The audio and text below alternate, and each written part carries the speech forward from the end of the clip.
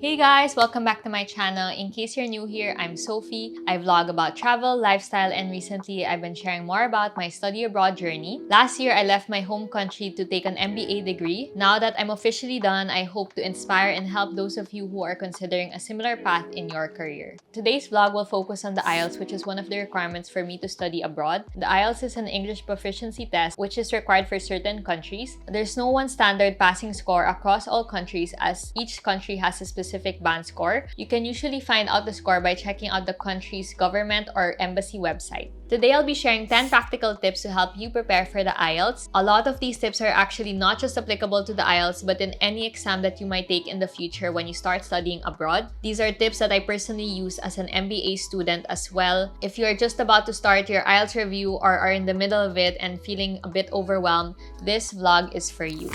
I divided my tips to cover 4 stages. First is planning, second is review, third is the actual test, and fourth and lastly, post-test. My first tip during the planning stage when you have not yet booked your exam is to choose the format that works best for you, not for others. The IELTS exam is available in 2 formats, on computer and on paper. In my first IELTS video, I got several comments asking which mode is better. I personally would recommend IELTS on computer because I'm quite tech savvy and I work best on the computer. That's what works for me, but of course it may be different for you and your personal preference. I suggest choosing the mode of exam that you are most confident and comfortable with. You can ask feedback or advice from other people, but in the end, assess which way you work usually the fastest or most effective. You would know yourself best. This tip is also applicable in scheduling the time of your exam. In any exam, it is important to take it when your mind and your body is in its most optimal or best state. When you book your IELTS exam, you can choose among different time slots. There are slots in the morning, afternoon, and evening. So for example, if you're a morning person and you wake up early, it's best that you schedule your exam in the morning. This would ensure that you are most alert and awake, which is so important especially for the first sections such as listening and reading, where you have to be very attentive and careful even with the smallest details. As for me, my most productive state is in the morning and my energy tends to go down, especially after lunch. I made sure to secure a morning slot for the first 3 sections of the exam, which are more intensive, and scheduled my speaking test in the afternoon of the same day. If you're the complete opposite and work best after lunch, I suggest that you schedule your test in the afternoon. I booked my exam with the British Council, which offered a lot of flexible options in terms of timings and locations, so I'm sure that you'll be able to find the best one that suits you. If you are still unsure what time is best for you, I suggest that you observe and plot your energy levels on an ordinary working day. Make sure that you get enough rest and sleep the night before. Write down and observe how you feel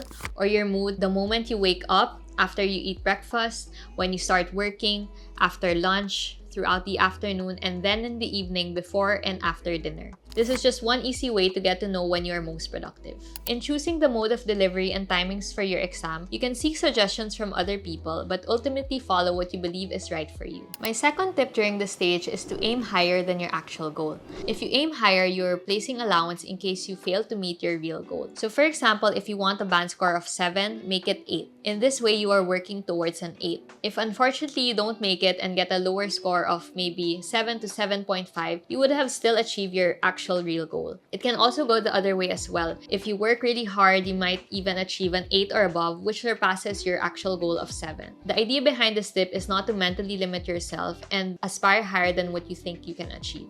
The next tips I want to share can be applied when you start your review. I'm sure a lot of us, myself included, are prone to procrastination. I guess we tend to procrastinate especially when the task seems so daunting and huge, such as an important exam like this. We tell ourselves that we need to start as soon as possible, but we can't get ourselves to do anything.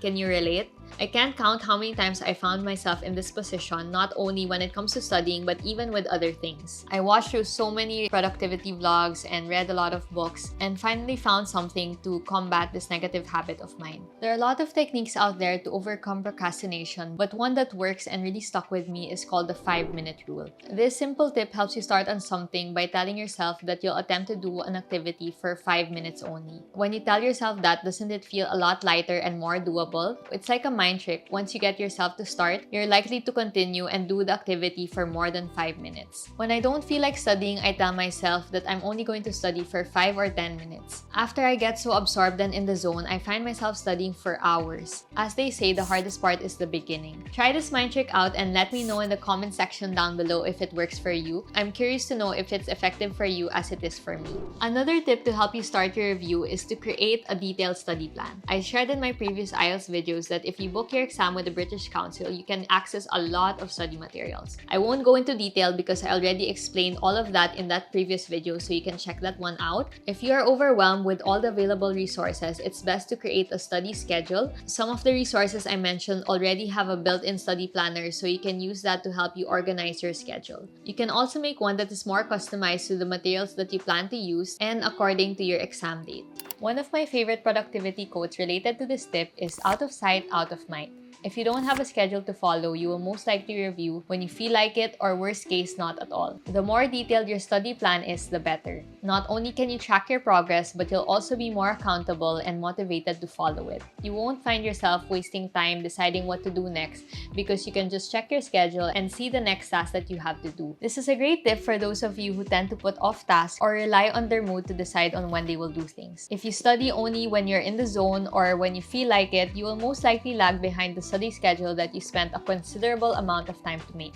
When you create a study schedule, try to be very specific on the topics and sections that you will be focusing on, as well as the material that you'll be using. You can try time blocking. For example, from 10 a.m. to 12 noon, you will answer listening exercises. Then from 1 p.m. to 3 p.m., you will practice writing essays. Alternatively, you can assign sections per day. For example, Monday to Tuesday, you will study for reading, Wednesday for writing, and so on. Dedicating a section each day is good if you prefer to focus on one thing. If you're the type to get restless and distracted easily when dwelling on a topic for too long, I recommend the time blocking strategy in planning your days and mixing different sections to keep you engaged and interested. A study plan is just a start. It becomes useless if you don't follow it. You don't have to follow your schedule exactly as planned because of course there are things that come up that are not according to our plan and out of our control. Instead, it's more of a push, especially when you feel lazy. Think about how much time you spend in creating this study planner. Not using it means that you're wasting your time then and now. This leads to my next tip: practice doesn't make perfect, but it builds confidence. Confidence is very important in an exam such as the IELTS. Some people have confidence even without practicing, either because they're talented or they're innately smart. For others, that confidence is the result of going through similar experiences repeatedly. In my previous IELTS video where I shared about my test experience, I got asked if the questions on the practice test appeared in the actual exam. Honestly, I don't remember the test questions, but definitely they were not the same exact ones. I also doubt that they will ever allow that. But what I can tell you is that the pattern, the way of questioning, and the test format is very similar to the practice test. After reviewing and going through exercises such as the familiarization test for IELTS on computer, I knew what to expect in the exam and became more familiar with the test formats and the type of questions. If you're confident with your knowledge on the exam, this reflects in your mental state when you take it. You become less nervous and anxious knowing that you prepared well beforehand.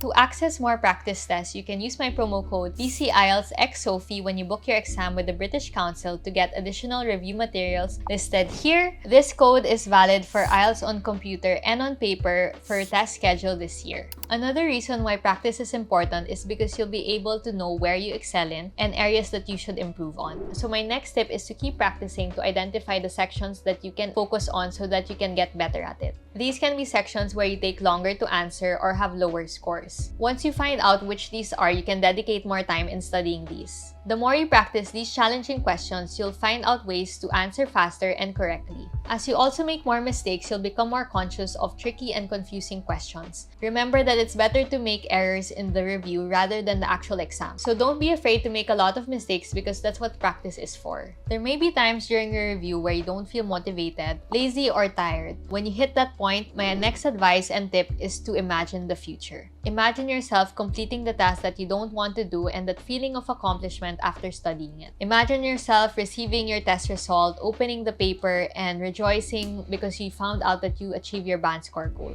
Keep reminding yourself of that feeling to inspire you to get back to work. Once you finish your study plan, my next tip is to rest and relax. Yes, completely rest, especially the night before your exam. At this point, you have already done all that you can to prepare for the test. You have done your best and now it's time to take a break so that you are fresh and ready to take on the big day. You don't want all your hard work to go to waste by taking the exam when you're sleepy and exhausted. Don't bother cramming any more information hours or minutes before the exam. Let your brain relax and rest because it will be doing a lot of work when you start your exam, which lasts for around 4 hours. You should be alert, energized, and at your 100%. For the actual test, my only tip is to manage your time wisely. Don't dwell on a question for too long. If you find yourself getting stuck, move on to the next question and return to it when you have the time. It's better to answer questions where you are confident that you can score rather than spending too much time on a difficult question.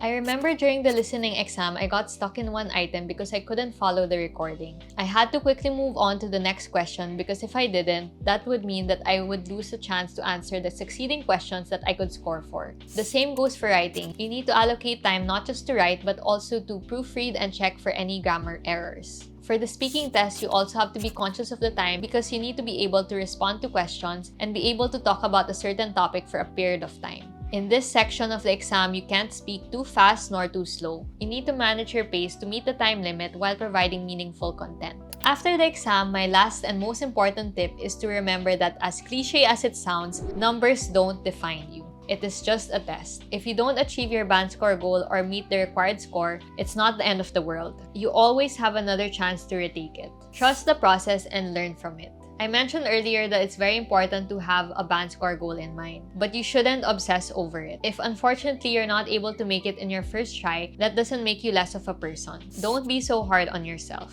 You can feel bad about it for a day or two, but quickly move on and start thinking about your game plan for the next retake. If you think about it, you now have a huge advantage because you have already taken the IELTS and know what to expect. On the other hand, if you achieve your IELTS band score goal, it's time to celebrate. Reward yourself in whatever way you can, big or small, because you deserve it. Those are my top 10 tips to help you take on the IELTS. Let me know which ones you'd like to try and found most effective. If you also have your own personal study tips that you'd like to share, comment it down below so that we can all try it out for ourselves. I'm always looking for ways to be less distracted and more productive. I would really love to hear from you guys. If you want me to do more study and productivity vlogs like this, don't forget to leave me a like and subscribe down to my channel so that I know that you guys enjoy this kind of content. Don't forget to also use my promo code BCIELTSXSophie when you book your exam with the British Council. Thank you so much for watching and good luck to all the future test takers. Bye!